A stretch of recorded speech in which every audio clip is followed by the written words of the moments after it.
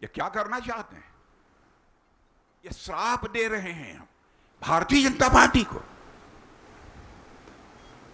कांग्रेस के अध्यक्ष हैं, मैं उनकी बहुत इज्जत करता हूं, आयु में हम लोगों से बहुत बड़े हैं, 85-86 के या 84-85 जो भी उम्र हो उनकी। बहनों भाइयों, मैं उनका, खड़गे जी का, श्री मल्लिकार्जुन जी खड़गे, मैं उनका सम्मान करता हूं। कल शायद कहीं पर मंच से बोलते बोलते उनको चक्कर आ गया था या कोई प्रॉब्लम हो गई थी, सुरक्षा के जवानों को उनको हटाना पड़ा पकड़कर। लेकिन जब सुरक्षा के जवान पकड़कर ले जा रहे थे तब भी कह रहे थे कि मैं तब तक जिंदा रहूंगा जब तक कि मोदी को कुर्सी से नहीं उतार लूंगा। बताइए,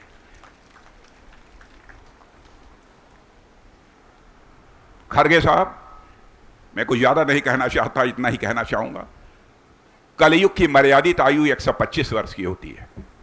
परमात्मा करे कि आप 125 वर्ष तक जिंदा रहें और 125 तक आप वर्ष तक जिंदा रहें और तब तक मोदी जी भी भारत के प्रधानमंत्री बने रहें। यह बात मैं नहीं कह रहा हूं, उन्होंने खुद ही कहा है कि जब तक मोदी सत्ता से नहीं हट जाते तब तक मैं जिंदा रहूंगा। अब मैं ईश्वर से प्रार्थना कर रहा हूं आप 125 साल जिंदा रहें, यही कलयुग की मर्यादित आयु है, ताकि हमारे प्रधानमंत्री मोदी जी बने रहें और भारत का मस्तक अंतर्राष्ट्रीय जगत में ऊंचा होता रहे।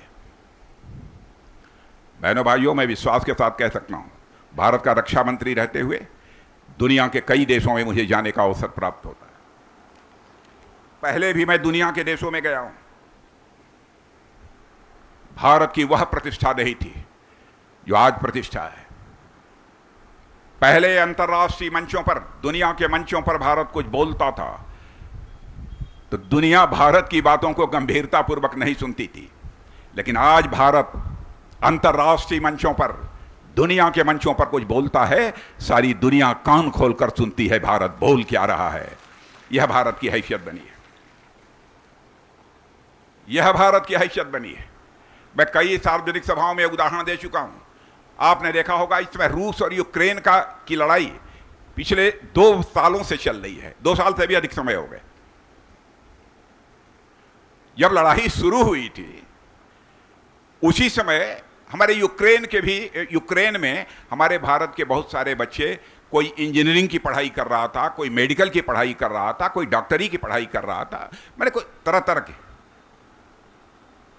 वहां पर जब युद्ध शुरू हो गया, रूस की तरफ से भी बम, तोप, गोले, यूक्रेन की तरफ से भी बम, तोप, गोले, मिसाइल जब चल रहे थे, तो हमारे भारत के बच्चे जो यूक्रेन में पढ़ते थे, उनके माता पिता जो भारत में रहते हैं, उनको बहुत चिंता हुई, वो घबरा गए और उन्होंने सीधे प्रधानमंत्री से निवेदन किया कि मोदी जी, चाहे जो कुछ भी हो जाए, आप हमारे बच्चों को यूक्रेन से निकालकर भारत ले आइए।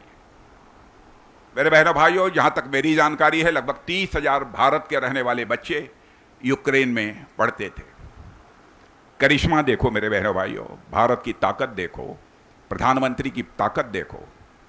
इस प्रधानमंत्री को दुनिया के 20 देशों का सम्मान प्राप्त, सर्वोच्च सम्मान प्राप्त हुआ है, किसी को नहीं हुआ।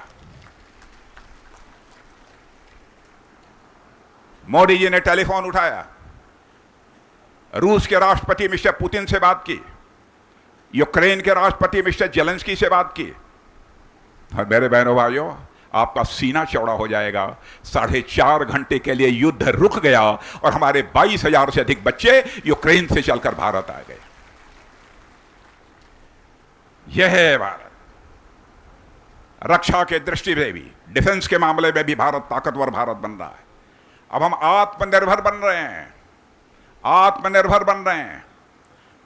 पहले बम, तोप, गोले, मिसाइल सब कुछ बाहर बनती थी। जानते हैं, आपने देखा होगा, सुना होगा, एक के बाद एक रक्षा से संबंधित घोटाले कांग्रेस के समय में हुए। कभी बोफोर्स घोटाला हुआ, कभी पनडुब्बी घोटाला हुआ, कभी हेलीकॉप्टर घोटाला हुआ, मैंने घोटालों पर घोटाले, कभी जीप घोटाला हुआ, घोटाले पर घोटाले। लेकिन बहनों भाइयों, क्या आप बतला सकते हैं कि हमारी सरकार के ऊपर 10 वर्षों में एक भी रक्षा घोटाले का कोई आरोप लगा हो?